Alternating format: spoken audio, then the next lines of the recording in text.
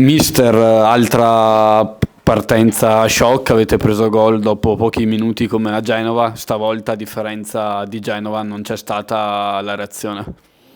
Sì, queste partite qui sai già dall'inizio che sono complicate perché affronti squadre forti e quando affronti queste squadre chiaramente ci vuole il tuo 100% perché altrimenti rischi di fare fatica. A questo aggiungi che, come dici tu, abbiamo preso gol subito, abbiamo fatto un primo tempo molto sottotono e poi ci siamo un po' riprese a metà primo tempo cercando di muovere un pochino più la palla esterna.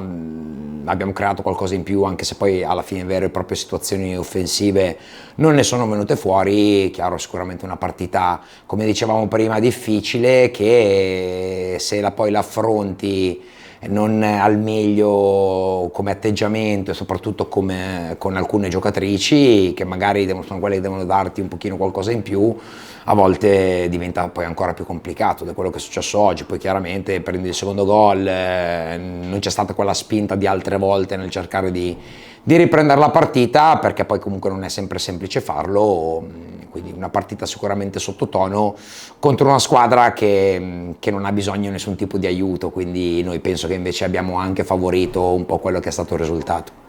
Dopo la sosta per le nazionali arriva l'ultimo scorcio di stagione, su cosa lavorerà in queste 2 settimane per ottenere il meglio dalle ragazze? Ma cercheremo sicuramente di recuperare un po' di energie nervose, la pausa è importante sempre anche da quel punto di vista lì. Chiaramente dobbiamo rimboccarci le maniche perché diventa importante cercare di finire la stagione al massimo, al di là della classifica, al di là dei punti, però finirla come squadra che vuole vendere cara la pelle su ogni campo e a prescindere da chi affronta, e sicuramente non con l'atteggiamento di oggi ma con l'atteggiamento di altre volte. Mi viene in mente la partita con la Ternana ad esempio, o altre tante gare che sono nate nella stagione. Alla fine penso che quello sia sempre un po' la base, e dobbiamo capire che chi è in campo dall'inizio è stato scelto per iniziare, quindi deve dimostrare di meritarselo. Chi subentra deve subentrare bene, bisogna avere l'atteggiamento giusto di tutte.